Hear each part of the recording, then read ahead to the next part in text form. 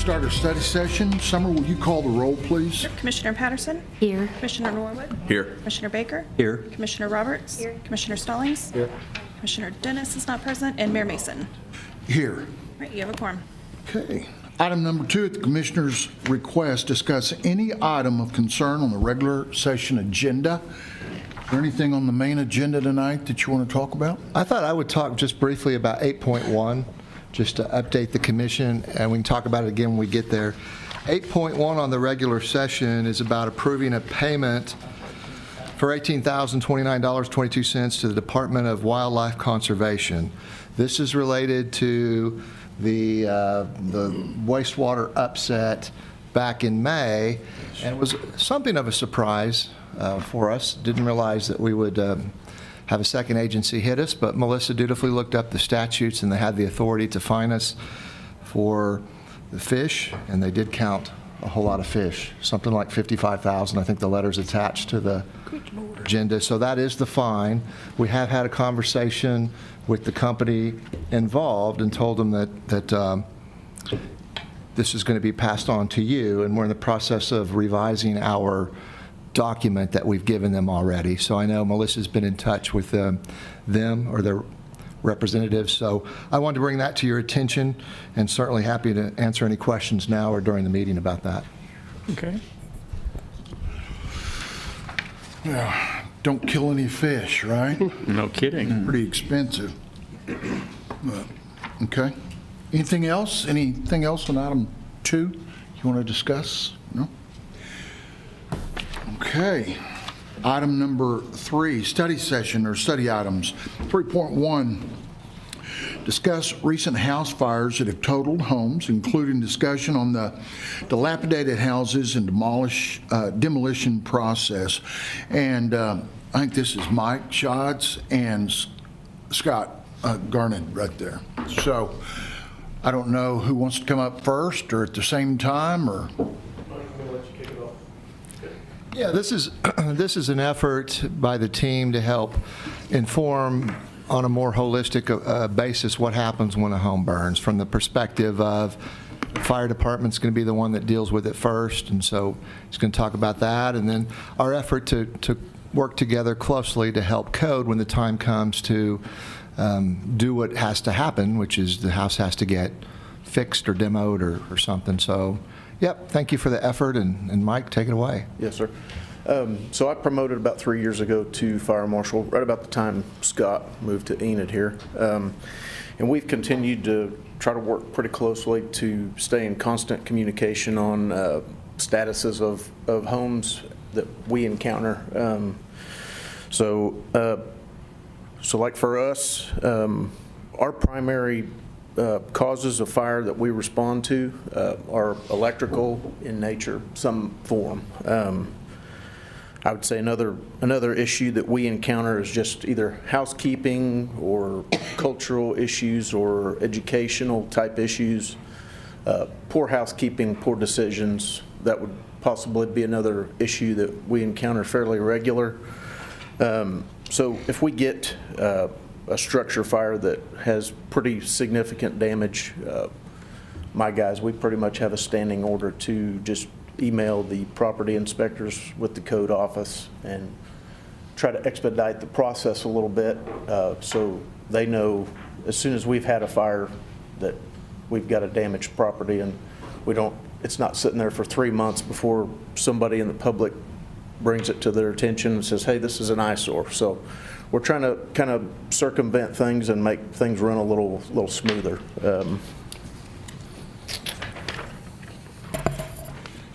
There might be a remote. How do I do this? Yeah, right there. Well, sweet. Okay. There's just kind of a standard little snippet of what a fire does to the interior of a structure. These are the types of fires that we send to Scott's division. We responded to about 5,300 calls last year, around 170 structure fires, and I believe approximately 50-ish of those would kind of fall under what we're talking about here. total loss or significant loss where they're going to take a lot of work to bring them back up to code standards and livable. So some basic things that we try to communicate to people, either through just public education or plan review, just using licensed electricians. Because for us, fires are going to occur at the weak points, like the connections. So we try to discourage people from doing work on their own electrical type systems, that way you get a proper install. Some of these I'll go over real quick because we'll talk again about them later. Just make sure your dryer lint trap is clean, flammable liquids. Keep them away from heat sources. Check your smoke detectors, fire extinguishers, post your address. These came off of FEMA's site. Address is kind of not really relevant to this, but for us it's kind of a big thing. We try to get as many addresses as we can, just so 3 o'clock in the morning when we're rolling down the street, we can see where we're going and we're not spending the last 2 minutes of our response looking for the house we're going to. So permanent heat source, that gets into kind of what we get into some causes for fires. Space heaters, I can't tell you how many fires we work. I work for the insurance side as well. Space heaters are a big problem for us. They pull a lot of power, so there's either an overload of the system from using these space heaters, or the heater itself fails, or it is too close to something else and catches a secondary item on fire. So open flames, that's pretty obvious. Overloading the outlets, like where we get a lot of fires is in the cold weather. People will be using space heaters, and them things pull a lot of power, and you get an overload to the electrical system. So we get a lot of attic fires. Get a fire at a junction box in an attic is pretty common. So extension cords, if we're doing business inspections, like I said, most of our fires are electrical in nature, so we try to crack down on electrical type issues just to put ourselves out of work, I guess. Let me see here. So just some basic fire prevention stuff. Like I said, on the dryer, just look at the manufacturer's stuff, the recommendations on how to service your equipment. Don't overload your outlets, insert plugs into the sockets fully. This all kind of just goes back to our electrical causes. If you see you have issues with these types of things, we try to encourage people to get them fixed, and get them fixed correctly. That way we don't have issues later on down the road. Like I said, most of our fires are electrical in nature, so we try to crack down on those types of issues. Around 47,000 electrical fires annually. Most of those are between December and January. Like I said, the cold time of year, people are either using creative methods to stay warm, or they're overloading a system and causing a fire. So if we do have a fire, I'm not going to read all these bullet points, but we try to point people into the correct organization that can possibly give them some resources. The Red Cross, Salvation Army, various churches, board-up companies, clean-up companies. If we have a fire and we're not just going to leave a structure insecure, we try to help them secure their property as well. So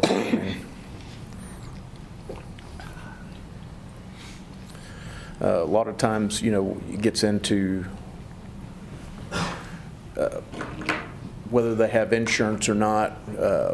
We had this discussion yesterday, is the timeline from when they have a fire to the insurance settling out the claim versus getting the house either repaired or demolished. So it's different on every case, but I think we're just trying to streamline the time that it takes from the time that we have a fire till we're getting a resolution. And I mean, I think we're doing a pretty good job on just working together and trying to communicate and trying to clean things up a little bit. So that was really all I had. Any questions for Mike? Y'all have any questions for me? I have some questions if nobody else does.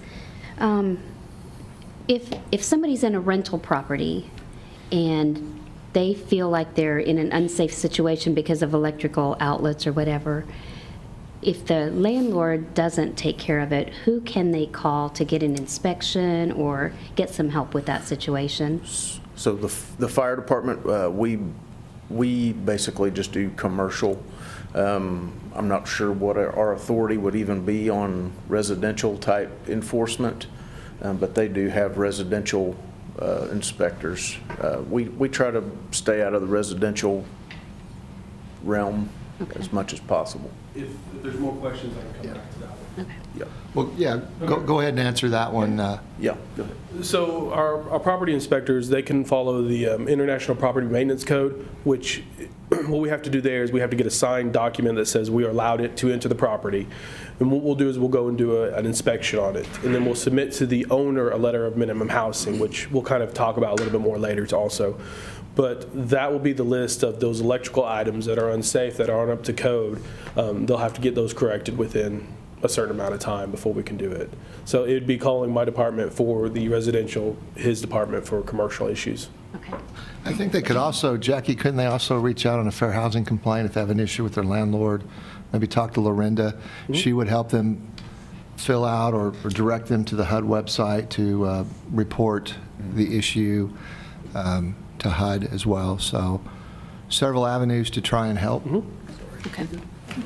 Thank you.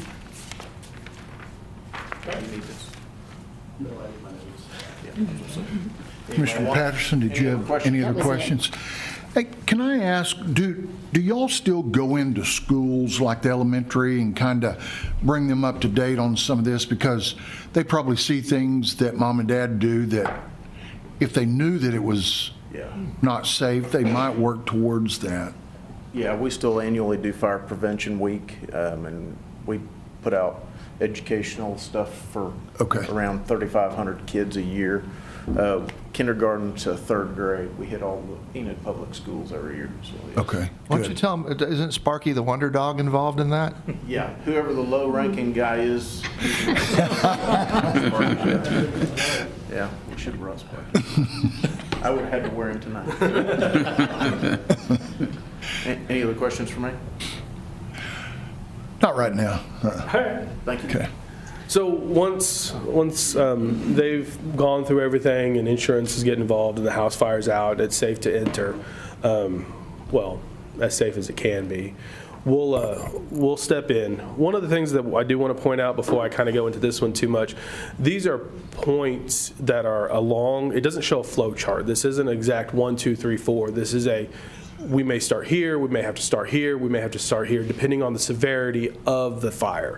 Because some fires, it's localized to the kitchen, they're going to have to get a remodel. Some of them take the entire structure. That's where we would start a dilapidation. But where we usually try to start is with the sending out a letter, just saying, hey guys, by the way, we know that there was a fire. What are your plans to fix it? If there's no clear plans or steps that are taken, those structures cause a nuisance. We all know that. We've seen that. That's why we're kind of looking at all these demolitions that we're looking at. If no repairs are done after that letter is sent, we may open a minimum house casing, like we were talking about earlier. If it's localized to the kitchen, we're going to send a minimum housing because the structure is intact and it's not anything visible from the exterior, but we know that inside there is issues and they need to fix that. If it is a total loss and there's no reason to do minimum housing, we're going to send a letter for 10 days stating we're going to have a hearing on dilapidation, and we're going to kind of get a plan of action that way. Because the end of it is that unfortunately this house has to be removed before we can do anything. I just completely lost my notes, but we're good. So one of the things here I did take here was if no action is taken with 180 days, we will move into a dilapidation. Where that comes from is that if a house or structure is boarded for 180 days, the state statute actually does list it as a dilapidated structure. So that is the end of the mark of if the house fire started, nobody's living there, it should be boarded and secured. After 180 days, it's a dilapidated structure. So that should be the end of our timeline of when we're moving into that dilapidation state. This is a house fire that did happen. This was one we were notified on, and just kind of for image here. I'm going to go through a process. This is actually a house fire that I was able to get the dates from. It went smoothly. It was very quickly, very efficiently. Mike called us pretty much the same day it happened, let us know, hey, this is a total loss. We started the minimum housing very quickly after. We sent the letter. And I'm going to walk through that real quick. As you'll note here, this fire happened on March 14th of last year. And as you can see, the house is just charred and lost. Wow. On March 21st, so a little less than a week on that one, we sent out a letter. And I went ahead and put this verbatim, and I'm going to read it verbatim just so you guys can kind of hear what we are sending to the citizens. I am aware there was a fire at this property recently, and there was a fire and smoke damage. I understand you may be recovering personal belongings as well as settling insurance matters. However, I do need to hear from you so that we may discuss what the plans are for this property. Permitting may be required due to the scope of necessary repairs. Should you choose to demolish the property, a demo permit will be required. Thank you for your time and attention in the matter. And this, at the end of this letter, of course, we have whatever property inspector is working the case, all their information, they can get in contact with them. But they send that letter out, and hopefully we get a letter back or information back or a phone call saying, hey, we're working on it, insurance is doing this, we're waiting to hear back from them. Okay, well, just keep us in the loop, let us know what's going on. On this particular case, we had a dilapidation hearing almost 3 months later on 6/25 of last year. We had the dilapidation hearing. We declared it dilapidated. And then on October 13th, the structure was removed, and that is a picture of the lot as we close the case. So that is a very efficient process, the way I would love for all of them to work. There's no hiccups. There's no argument about, oh, we're going to fix this up. No argument about anything. It's just right straight through to the end. Did the owner demolish, or did? No, the city had to demolish this one, yes. And that is all I have. Do you have any numbers on what it costs the city to demolish and haul it off? Right now, a house is around $5,000 to $6,000 is what I believe we're looking at. And of course, that goes on a lien to the property if it's not paid. 1,500 square feet house, is Yeah. that what we're talking about? Yeah. Okay. Let's go back to that picture, Yeah. Scott, and tell them a little bit about the process after the city demolishes it. So once it's demolished, they'll have 6 months to pay the city clerk, and then if it's not paid in that time, it goes as a lien on the property. If it's not paid then, after 4 years, if you don't pay your taxes on your 4 years, it goes to the auction at the county auction. And then whoever buys it then incurs those liens, or we have to release the liens. Well, I have a question. This may be ultimately Yeah. more for Mike. So I know we had a house fire at 1000 block of East Broadway, badly damaged house. But I noticed the house just to the west of it looked like it had an enormous amount of scorch and maybe smoke damage. Is that something fire or you guys follow up on just in case they think maybe that damage is something that needs to be addressed to Right. the other house? So I don't know Mike's process, but if we see that, we would have a minimum housing case opened because it's got to have that protective coating. So usually what would happen, I think there's a picture in one of these that shows the plastic siding had melted. Okay. Well, that's the exterior facade that has the protective coating that has to be there. And so we would send them a minimum housing saying, you need to fix this and you've got so much time to fix this. Okay. So. Okay. We don't normally take any special action. Come on up, Mike, so you can, Yeah. they can hear you out in, TV land? yeah, internet world. The fire department, we don't really take any special action on it. Okay, more of a We code just- thing, I We guess. just noted in our report that an adjacent structure was damaged. Okay. A lot of times if they have insurance, then the insurance companies will get into who's going to pay for it, you know. But it's basically a civil matter at that point, so we stay out of it. Okay, thank you. Mike, how many of the fires that you were talking about, just estimate for me, do you think don't have insurance? I would say probably more than half. Yeah.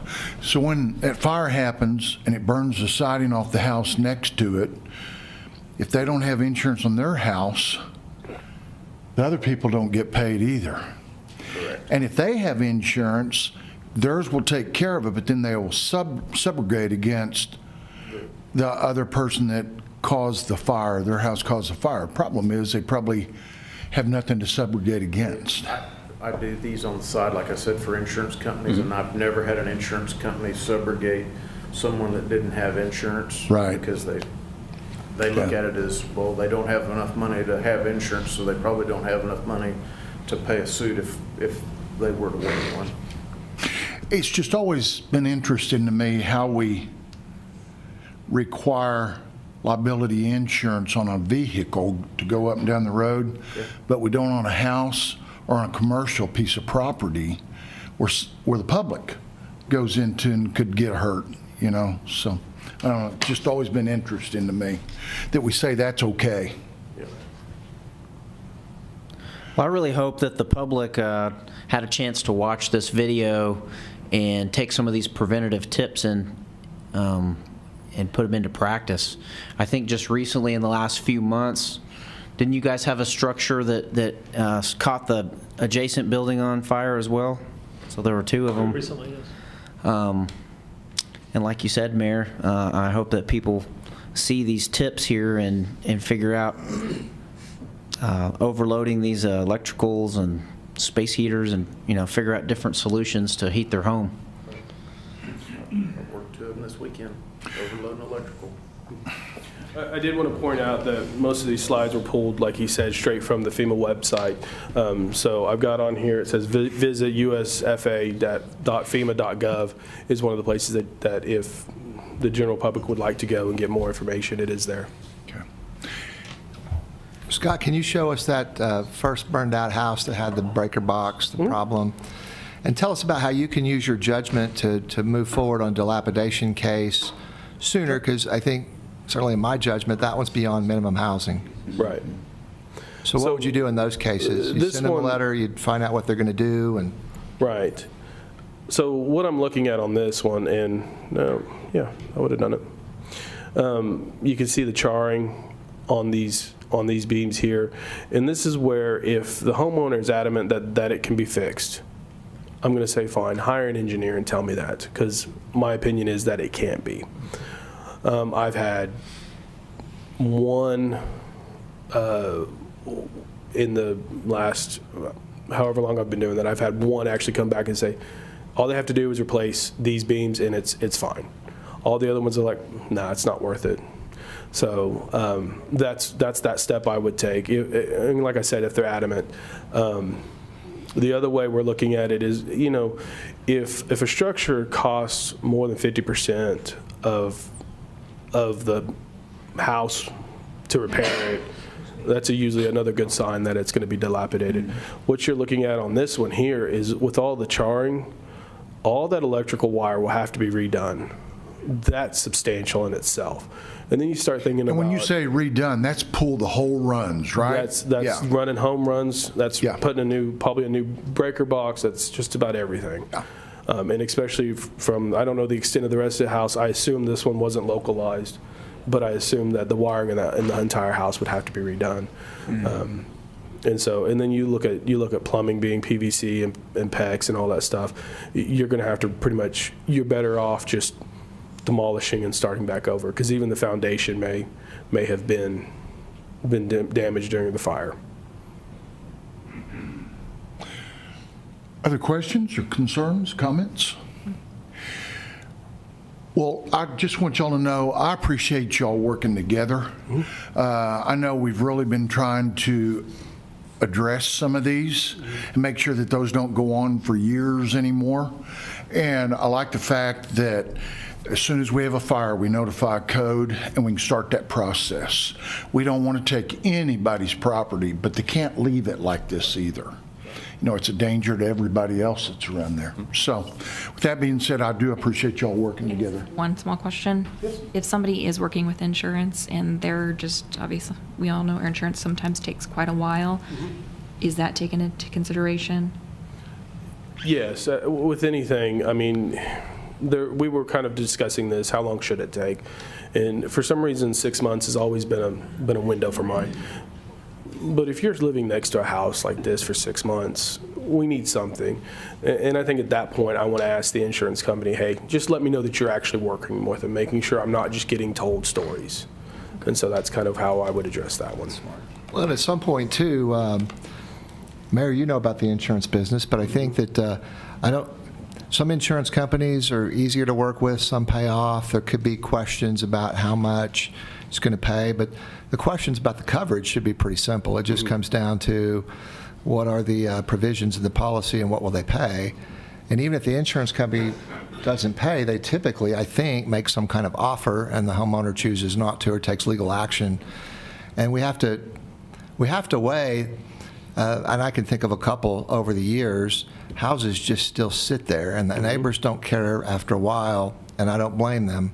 I don't care what your dispute is with the insurance company, you need to do something. And so our efforts to try to balance that, but also to push it along, because we also get people tell us, regardless whether the insurance company works with them or not, they tell us they're going to fix it, and then they don't fix it.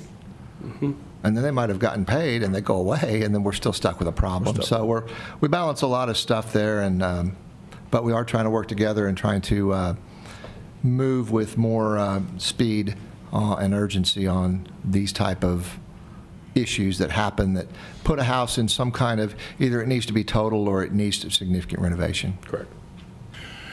And Gerald, I will say on all those that I've ever worked with, it's never a problem getting them settled, only if it's a suspicious fire or the cause.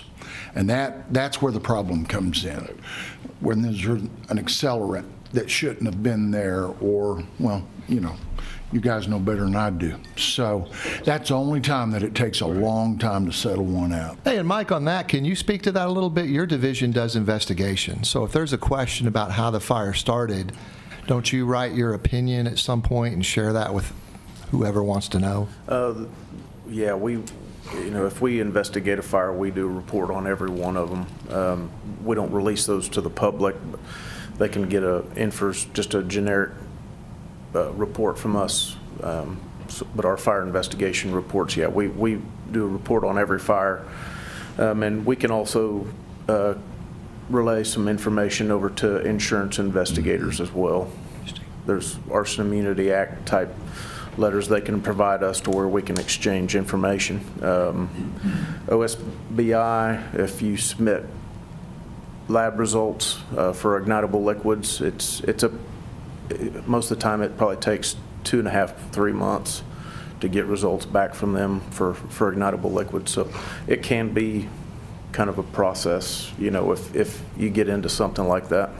If you think it was somebody burned their house down, do you submit that information to the police department, or is that the OSBI that investigates that? We're all CLEAT certified, so we basically will run it from start to finish on our own. There may be times where we reach out to local PD for some assistance, maybe if we need help locating somebody or making an arrest or something like that. But How do you get charges somewhere to prosecute people if you think it was arson? how do we? I mean, just depending on what type of structure it was. I mean, if it was an occupied structure, we're going to charge them first-degree arson. So, And do those charges just go to the DA's office, or where do they go? Garfield County, yeah. Okay. And then that person makes a decision on whether they... Yep. All right, last chance. Anybody? Thank y'all very much for what you do. We do appreciate it. Item 3.2, update from Visit Enid concerning past and upcoming special events and attendance data. And Rob, I think this is you. Good evening, Mayor, Commissioner, staff. Just want to spend a few minutes with you talking about all of the different holiday activities that we had here and how many people actually got to enjoy all of that. So I guess I got to run this. Okay, there we go. Why it matters. It's a sense of community pride, obviously. It boosts the community, it boosts the economy.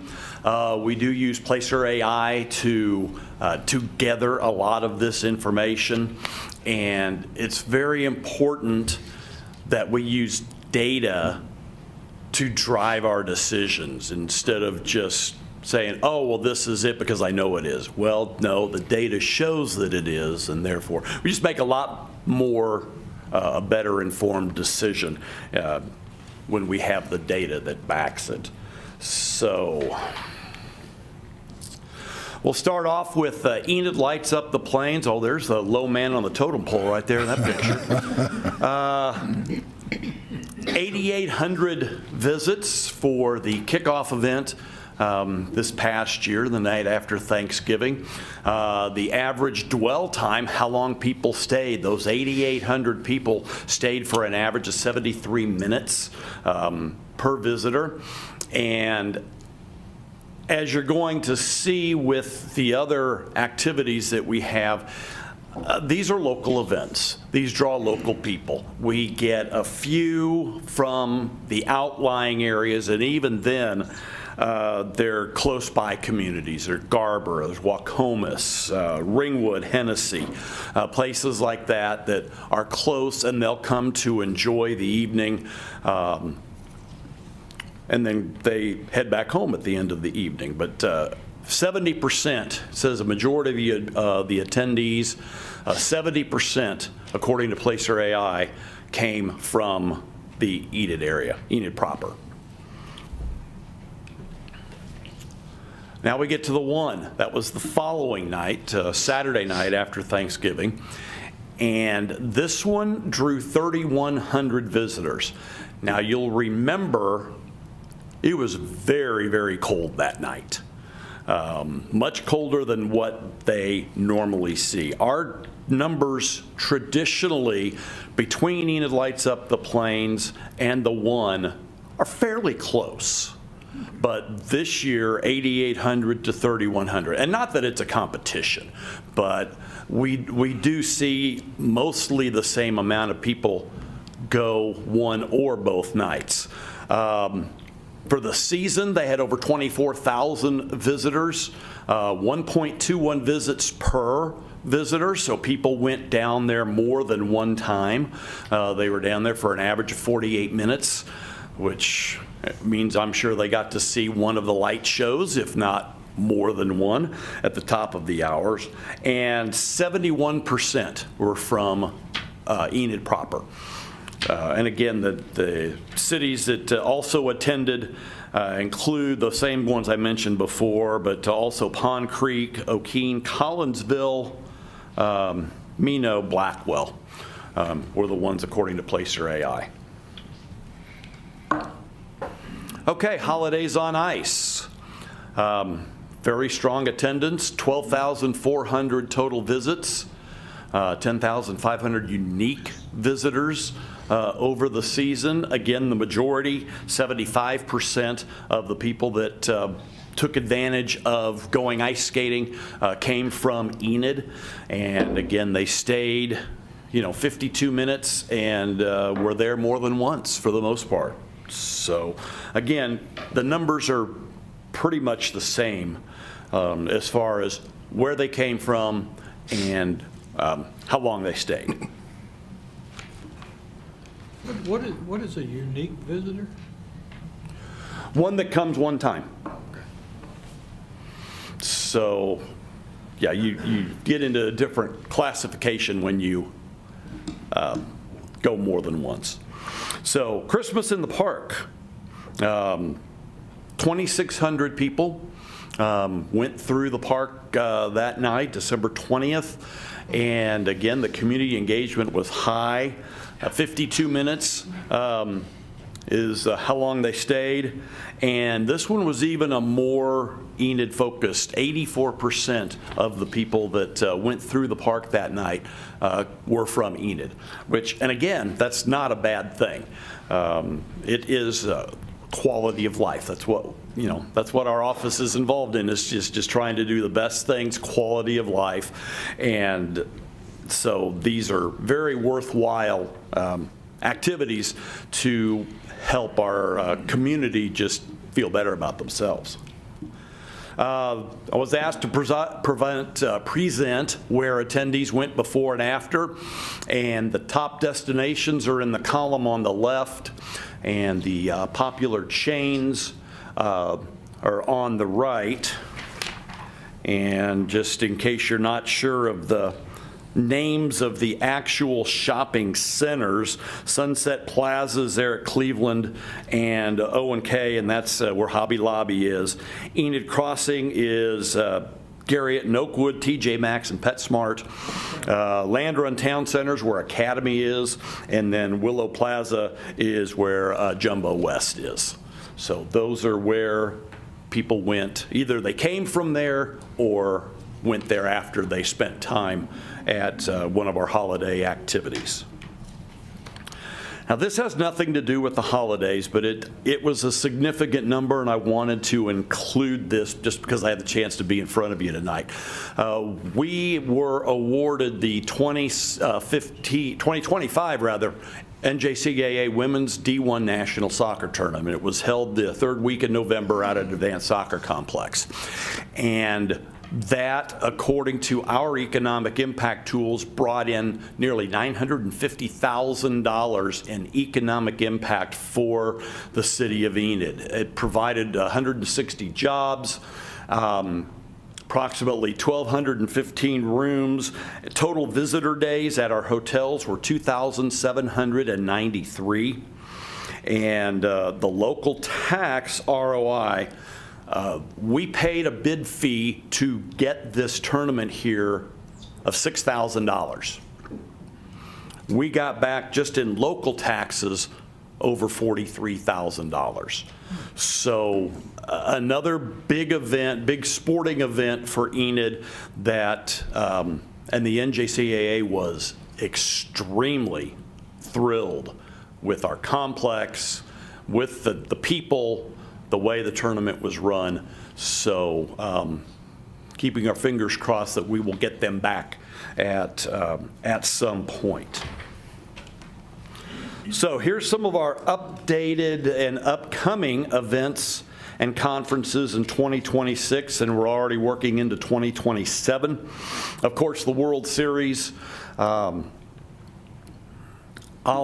This is third-hand information, but I'll share it because Jeremy Heiss from Northern went to the NJCAA conference, and there was talk. They were talking about the D1 tournament in Grand Junction, Colorado, which has been there forever, and they mentioned we're happy that we have our forever home. And Rob Riggle, who's a Lincoln Land coach, who is the Division II chairperson, said in the same breath, we're happy we found ours. We hope that you, D3, will be able to find that soon. So that was a really good comment that we heard from the folks at the NJCAA as far as the World Series goes. So we have that Memorial Day weekend all through the next week. We have the City Management Association of Oklahoma coming in mid-July. Working on a potential October conference. Unfortunately, I can't talk about it publicly at this point. That will be up to the organization to make that announcement. But that one could bring, it would be a 3-night stay with about 300 per night. So keeping our fingers crossed that that one will be coming. And we do have Region 2 soccer, which is the prelude to going into the national tournament. That's all of the NOC and their conference teams. Now in July, or in 2027, again, the World Series will be Memorial Day weekend. We also have the OSAE State Conference. That's coming in July. We also have, and I'm excited about this one, the Historic Cattle Trails Conference. That their first big one was this past October in Cleburne, Texas. The 2026 conference is going to be in Sedalia, Missouri, and we have the 2027 conference. It will be, don't have the specific dates yet, but it will be late October that we will have that. I will be traveling to Sedalia for the 2026 conference to represent Enid and to welcome people and invite them to come to visit our city. We'll put together, I'll get with the City of Enid Communications folks, and we'll get a little video put together. And I have a feeling that Bob Clemming might be mentioned a little bit in that. So, again, very well deserved. And also, I'm sorry? Rob, how many people normally attend this Cattle Trails Conference? I don't have that information, Mayor. I don't know as of yet. I know they deal with 6 major trails that were going during this time of the Chisholm Trail. And it's at least a 3-state, if not a 4 or 5-state conference where people come in from all over. I don't have those numbers. I will get those to you. I'll let you know on that. One other thing that's not on this list, and again, I hate to keep saying I can't tell you, but I know in 2027 we have another major national sporting event that is coming to town. I can't tell you who it is. I can't say it in a public setting. If you'd like to know afterward, I'll be glad to tell you, but that we do have more even big sporting events that are on the way. So we're extremely excited about that. So, okay, quick takeaways. Had thousands of people attend our holiday events, and it boosts local businesses, and the community pride is out the roof. So very good there. The Placer AI data, again, so important because we can prove that these things are true. We're not just thinking that we had X amount of people. We know. The major events like the women's soccer tournament deliver a major economic impact. I know the World Series, typically when they increased it to 12 teams a couple of years back, that jumped the economic impact for the community to $1.4 million that tournament brings in every May. So excited about that. And recruiting these different conferences, these different sporting events, just sustains the momentum that we are carrying forward. And one other quick thing before I go, Enid set some records in 2025 as far as hotel occupancy goes. We have eclipsed the the COVID numbers, and so very excited. All the main variables on that we exceeded since say 2015, 2013, that kind of thing. So extremely happy about all the things that we have coming to Enid. And with that, I'll take any more questions. I have When one. we had the hotel where we had to possibly pay some years, and we got information about occupancy, and can we still get those occupancy? Yes, we still get information. Rob's office subscribes to that. You want to tell them about the STAR We reports? subscribe to an organization called Smith Travel Research, STR, or the STAR report, and we get overall numbers for Enid occupancy. We can't get the individual hotels' information because it's proprietary. They don't want that out there. So they submit everything to Smith Travel Research, and Smith Travel Research compiles that, and we get the overall number. So I have talked to the general manager, Vian, down at the Glow, and while I don't know the specific occupancy, they're very happy with how things have progressed in the time that they purchased the hotel. So took a little bit different stance on it, and the occupancy is much better than it was. I think what I've learned is that for golf courses and hotels, you don't want to be any earlier than the third owner. At least, agree with yes. That seems to be the general trend, yes. Can we start getting that report again? I'm with, We do get it, so we can, Rob dutifully sends it to me, and I'm happy to send it out to you guys, or Rob can send it out to you guys. okay, yeah. That's a very good report. I can include all the commissioners if you'd like me to, Gerald. Please do. Okay. That way they'll get it. And, We it usually does, get you might it. take it through, it shows really three stats. Occupancy percentage, and compared to last year, it shows average daily room rate and something else. RevPAR, which is RevPAR. revenue per available room. It also shows how much money the hotel's brought in. Brings in that, it shows the supply, and it shows revenue. Cool. And the revenue was way up there this year. And I'm sorry I don't have those numbers, but I'll get that. I'll send those out to you tomorrow. That'd be good. Hey, can you go back? I wanted to ask you just something on the where people go slide Okay. that you had. I think that's telling. People get to make their own choices, and we live in thankfully, in a capitalistic society where people get to make choices and businesses make choices. But something that you and I and Kevin might sit down maybe with Main Street and brainstorm is, are there some things we can do with the downtown businesses, like the restaurants, or something that might encourage some of these people to stay down there in an effort to try and help them as well. And so I look forward to, I'll set something up soon and look forward to your thoughts on that. We have the tool, you and Kevin, and at some point we probably need to perhaps have a downtown business meeting to kind of talk about that. And Dr. Mack, we might, if you want to be involved in that, that'd be great too, because I do know I did hear from one of our business owners recently, and I dutifully listened, and I think there's some validity in what he's saying. I also know that business owners have to,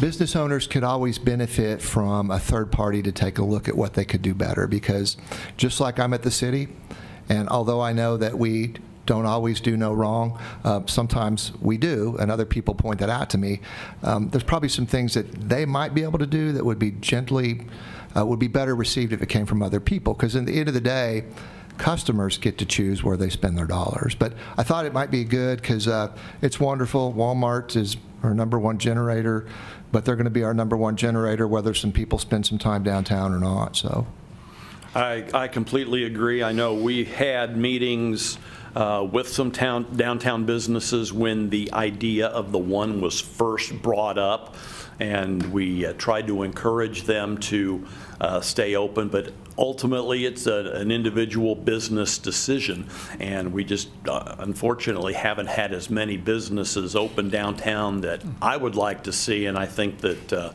Dr. Mack would also, and Natalie as well. I think we'd all like to see a little more staying open during some of these big holiday events. The one would be more fun if we could do it in July. I'm sorry?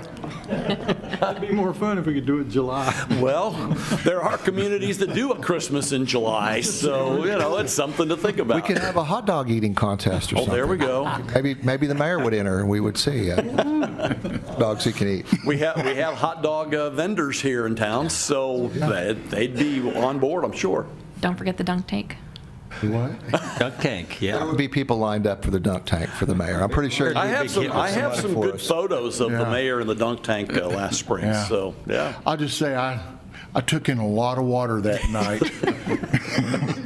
And it was cold. Just Yeah, an it was observation on how important even the smaller events are. And I think it was the night of the Veterans Awards ceremony in the Coliseum. I was walking back across Stride to my car, and I think it was the night the falconry folks were in town, and they'd had an event in the Grand Ballroom, and I just went over to introduce myself and chatted with 9 or 10 of them out there. They had a wonderful time, and they were so positive about Enid. And I know that's not the money maker that some of these other things, but I think the little ones too makes up such a good percentage of what you and we do.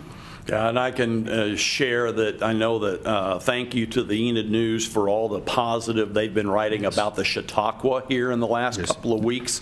It was a big crowd. That we had a good crowd there, over 150, and the scholar and his wife are in town, and while it's not huge economic impact, boy, he loves Enid.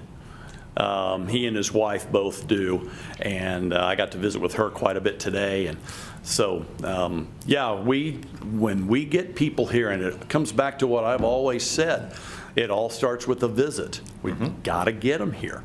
Once we get them here, we usually wow the socks off of people. So just with our warmth and our hospitality. So we got to get them here, and then once we do, then we turn on the charm for them. Yes, sir. I have a question.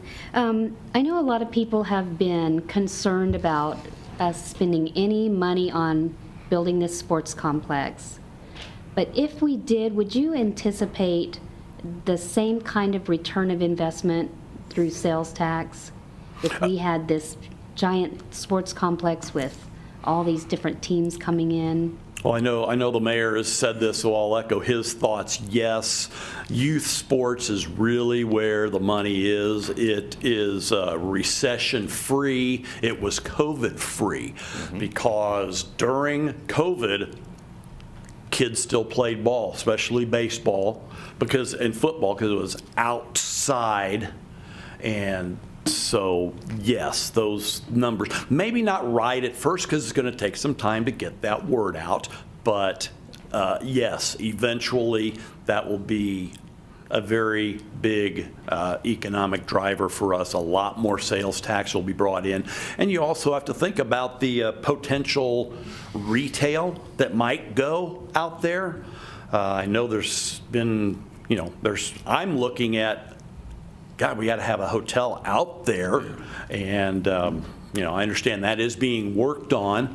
So, and with that, you build things out there, and then there's going to be more retail opportunities for people to capture those folks that are that way, and so they're not driving all the way across town to, get a hamburger. So. So would There's a you say lot of possibility. If you build it, they will come? No. That is the worst phrase ever for tourism. It's great for a movie line. If you build it, they will come if you market it correctly and you tell them that it's here and why they should come. Yeah. There you go. Well, I have one more thing to piggyback off of what Gerald said. When we used to travel for softball tournaments and things like that, one of the things that I thought was so helpful as a visitor to another town is when some places, when we arrived, we got a package. Every single player got a package of information about the community with coupons.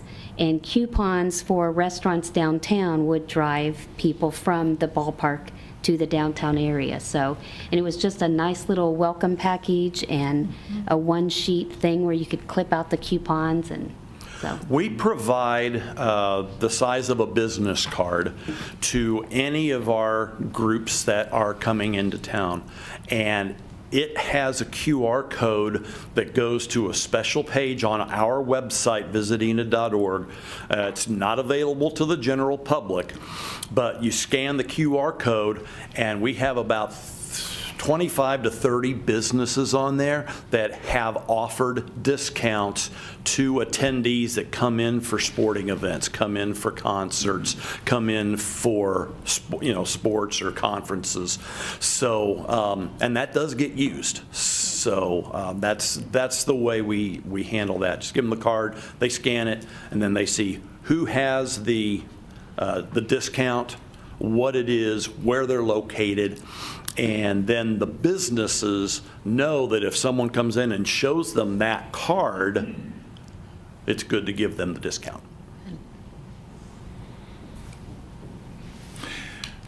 Couple things I had, Rob. The QR code, if you remember several of the sporting complexes that we went to, they had nice big signs up on the side of their building for people to walk up there with their phone and did exactly what you're talking about right there. And so I do think that that's very available and much more accessible today than it used to be, even passing paper out.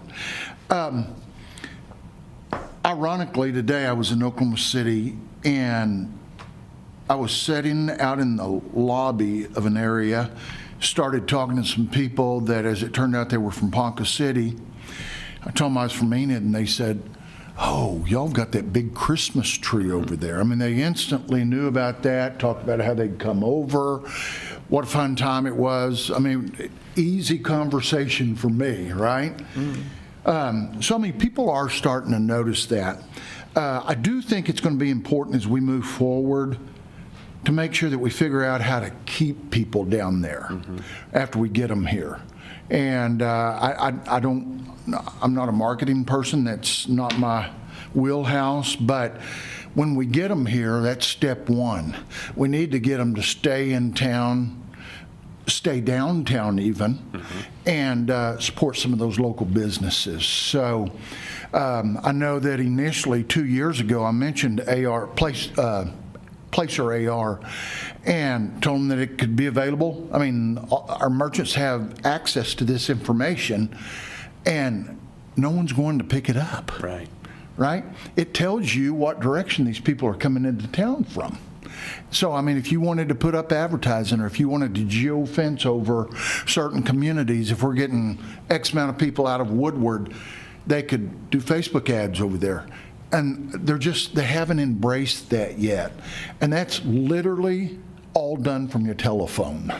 You never have to leave your office to do that.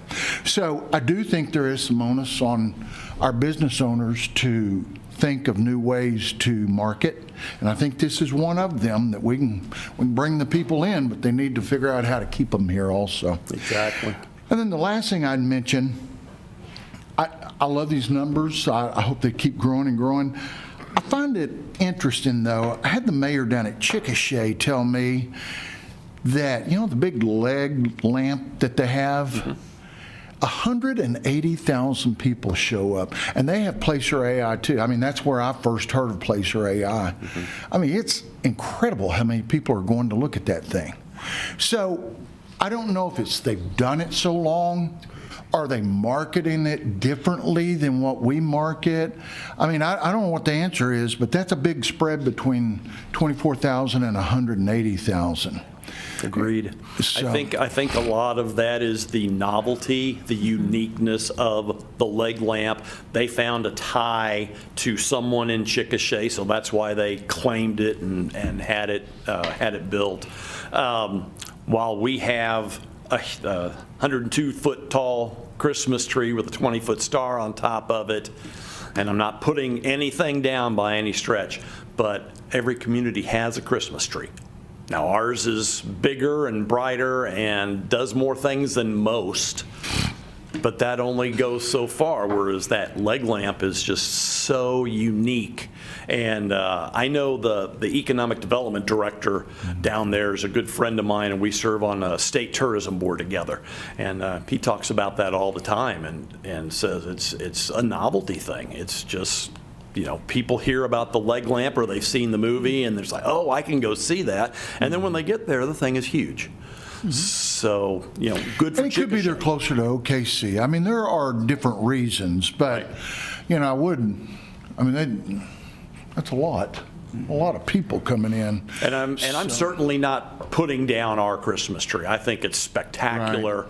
When we were calling it the world's largest fresh cut tree, and it was 140 feet tall, and now that we've gone to the tree that we have currently, the best tree in Oklahoma, as far as I'm concerned. We publicize it as the state's largest. We believe that's true. We haven't heard anything any different. So Well, for scale, I mean, the Rockefeller is usually about 70, 75 foot tall. 75 is Rockefeller, So yes. our tree is huge. I mean, it's fantastic, and it builds such a sense of nostalgia in our community. I'm so proud to be from Enid during the holidays. Absolutely. And when I moved here 20 years ago in 2006. And honestly, there's a lot of you that have been here for that long or longer. There wasn't much going on for the public other than Enid lights up the plains. Other than that, there wasn't much at all. So to see how far we've come just since I've moved here 20 years ago to where we are today, I am very proud to be in Enid and to have done my small little part in helping to make that happen. And by next year, we should have the amphitheater and that whole park done. And the release of the movie, The One, will happen by that time. And, maybe we need to be selling merchandise about The One. Because I know when you go to Chickasha, there's all kinds of gift stores around there that are selling, little statues of the leg. We'd need to be careful with copyright, though.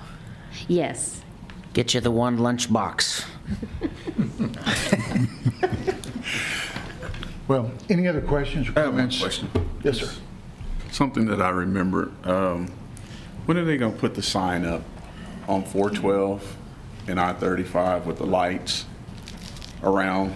That's a good question. I think last September it was supposed to be LED. I suspect that hasn't happened because I've been there recently and don't see any action. So I don't know the answer. We'll have to reach out to ODOT and update you when we get an answer. Can you tell us more about it? Because I'm not sure what you're talking about. Yes.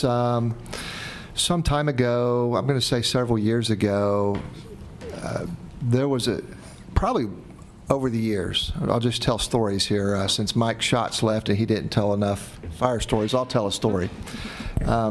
Years and years ago, it was a dream of many people that love Enid to more effectively advertise, to bring people here. And so there were things, talk about signs and billboards and stuff. And I can tell you at some point, there might have been signs about lighting up that, or talk about lighting up that intersection. I know that Representative Caldwell had asked me one time if he talked to Tim Gatz, the secretary, and could get something going, would Enid pay the electric bill? And we said yes, probably years ago. It takes time for stuff to happen. Well, it did happen, and or it's in the process of happening. We've seen the engineering plans. I believe they're at 100%. We'll just have to get an update, but they're going to, the Stillwater interchange, and I believe Tonkawa and maybe Blackwell are lit up now too. Ours at 412 and I-35 is dark. So on a moonless night, if you're just in a zone, you might miss your turn, and then you're going to regret it later. But we're going to light it up.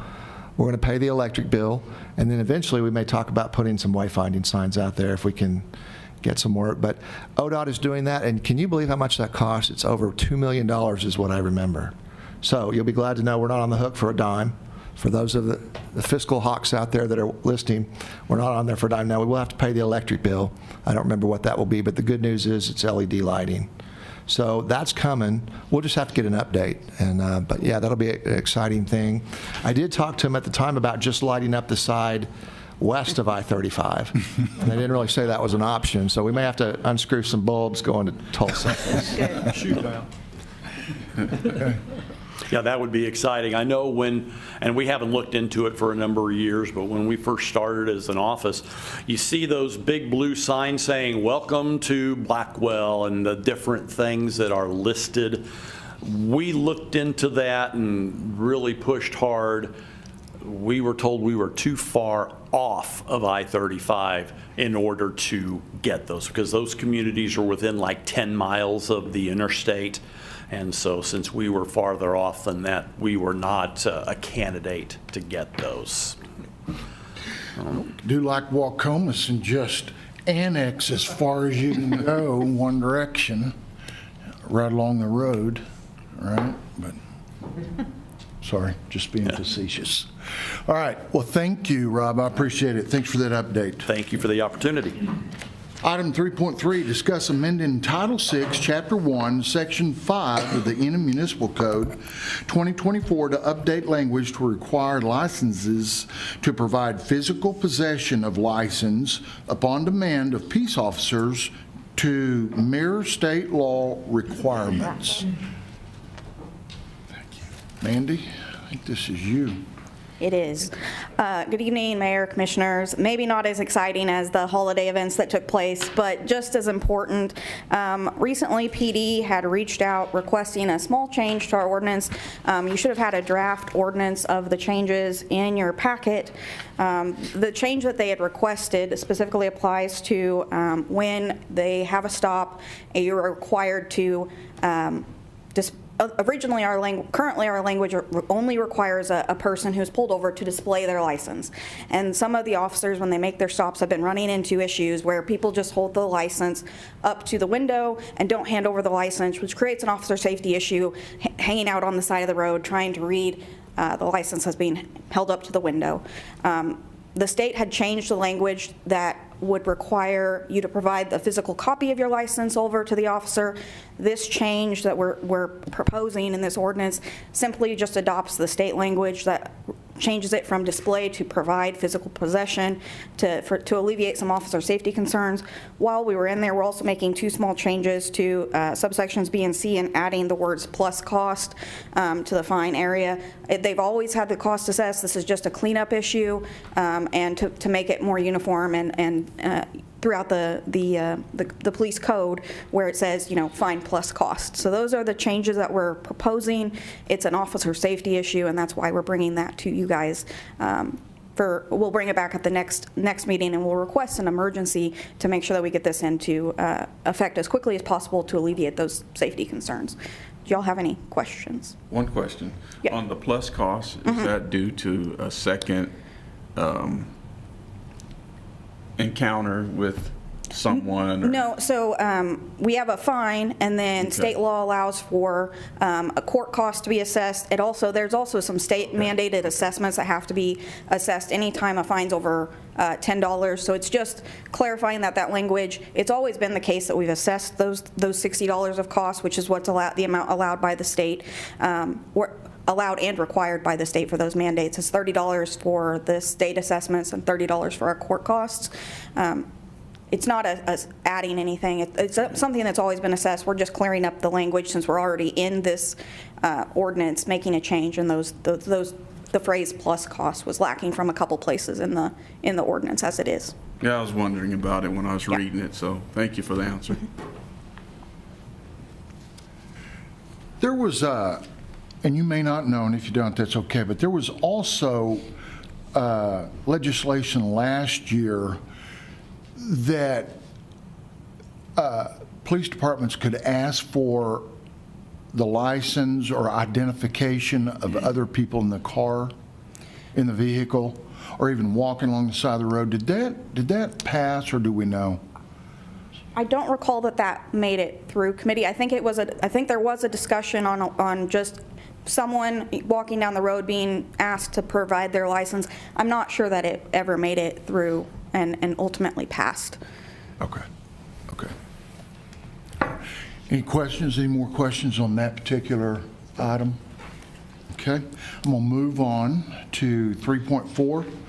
Discuss amending Title VI, Chapter 7, Section 6-5-8 of the Enum Municipal Code 2024 to update the penalty provision for full-time and attention to driving, delete subsection related to texting and commercial motor vehicle device use, and relocate those provisions to a new section, 6-5-11, use of motor devices in vehicles. So this ordinance, it's two ordinances to achieve what we ultimately want to achieve.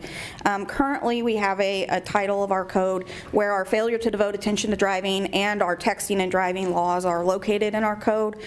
Recently, the state law changed And there's some additional restrictions related to texting and driving and use of phones in schools and construction zones.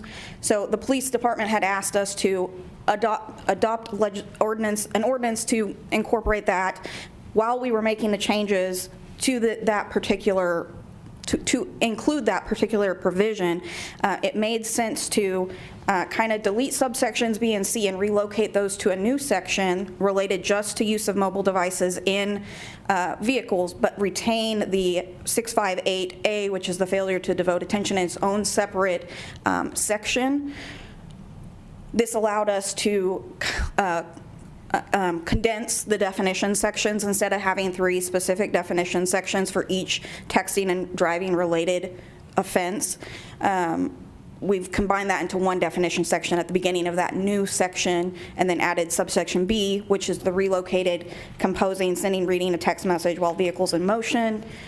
Subsection C, which relates to the use of cell phone devices or electronic communication devices in commercial vehicles, and then adding the new one, which would be the use of the mobile devices in the school and construction zones. So that's what we did. We also are adjusting the penalty on the full time and attention to driving downwards. It's recently come to light. There's some confusion on what costs can be assessed, or what in relation to the state fine. We think there's an argument to be made that our fines are fine, but while we're making changes and we're in this, we're going to go ahead and adjust it downward just to be on the safe side. It's a statewide issue that's going to affect municipalities with courts of not of record. Until we get clarification on exactly what those costs can be, we're going to adjust it downward so that we're in line with the state fines on failure to devote attention to driving, and that's why the fine is reduced slightly on the driving with a collision. So those are the changes that we're doing in those two, and to accomplish those 2 changes, we have to have the 2 ordinances, one to delete those subsections and relocate them, and then the original ordinance remaining the failure to devote attention. When we bring this back, we're also going to ask you to pass this with an emergency to allow this to get into effect as quickly as possible for our officers and to enhance traffic safety in the state, or in the city, with regards to distracted driving and the use of mobile devices. So, are there any questions? You know, I wonder how that will apply to a lot of your modern vehicles that has the technology. So, you know, like with the screen on, and you can be talking and it comes up on your the screen. way that applies is there are some exceptions, and they're all laid out in the different sections, but there are some exceptions that would allow you to use voice-activated devices, such as your GPS or your navigation or your car calling through the car radio system in the car. So there are some exceptions that allow for the continued use of those devices. This is solely the use of just your cell phone or GPS that you're using the actual device, not necessarily the voice-activated issues. Okay. So there are some exceptions. But Yeah, I wondered about that because my aunt's car, she just showed it to me and it had all this stuff in it, and I'm like, wow, just give me a Volkswagen, you know, but it just blew me away. I was like, man, after a while, you won't even have to drive yourself, but it's pretty amazing. So, all right, thank you. Are there any other questions? Asking this for a friend. If you are sitting at a stoplight and texting, is that, because it said in a moving vehicle, or so, just to clarify for the friend. Sure. So I think, to clarify, I think that could still count as full-time and attention to driving. It may not be your use of, it may not be filed as a use of the mobile device under one of our 3 subsections that will be in the new section of the code, but I think it could still technically qualify as a failure to devote attention, full-time and attention to driving, if you're sitting at the stop sign or stoplight. Chief, you were going to say something. No. I do not like that law because as a police officer, try to prove a driver is actually texting and not dialing their phone or doing something else. So it's a statute that is almost unenforceable. Hopefully Oklahoma, they're taking steps with the hands-free And I hope it moves forward in the future because the texting was just kind of a feel-good statute. Your friend wouldn't cause me to miss my light, would they? I will ask them. Colonel, can they text and fly at the same time, or is it? The chief is correct in kind of the new code that we're going to be adding for the school zones. It's kind of just a higher standard just for those areas in the school and construction zones. I think most of the offenses are still going to fall under our general, either failure to devote attention to driving or the composing using, sending the texting, the general texting and driving code. I do think one of the things that gets kind of confusing on that is when you are using your phone for navigation purposes, that could be construed by somebody sitting beside you that you're texting and driving. But it's still distracting you somewhat. Cheryl, is that the Trying to figure out excuse? where you're Is that the going. excuse you're going to use in court? I'm working on Okay. seeing if this is going to fly. Again, the statute says texting. So, and I will add on to what Mandy said about inattention to driving. A lot of times those are a citation we use on an accident inside a parking lot. There's only a few ordinances or a few violations that we can cite on an accident in a parking lot. So that's mainly used for that, unless it's so blatant that the driver is distracted, maybe swerving into other lanes, we may use it for that as well. So to give you just a little more insight onto that. Interesting. I think my friend will be satisfied with your answers. Any other questions? Anything else? Thanks, Mandy. Thank you. Appreciate it. All right, with that said, I'm going to adjourn, and we will start a meeting at 6:30. We're adjourned. Yay.